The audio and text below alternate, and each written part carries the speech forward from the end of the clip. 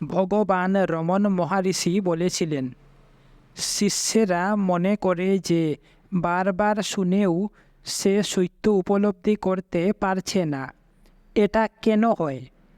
মনের মলিনতা অর্থাৎ অজ্ঞান, সংশয়, ভুল নির্ধারণ, এই সব বাধা দূর করতে হয়। অজ্ঞানকে নিঃশেষে দূর করতে হলে যতক্ষণ না তার এ বিষয়ে স্পষ্ট জ্ঞান হয় ততক্ষণ তাকে বারবার সত্য শুনতে হবে, অর্থাৎ শ্রবণ। সন্দেহ দূর করতে হলে যা শুনেছে তাকে সেই বিষয়ে মনন করতে হবে। শেষে তার জ্ঞান সকল সংশয় মুক্ত হবে।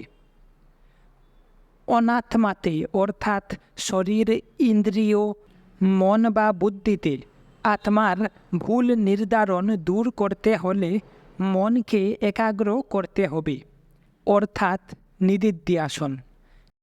এগুলো সব হলে বাধা চলে গিয়ে সমাধি হয়, অর্থাৎ শান্তি রাজত্ব করে।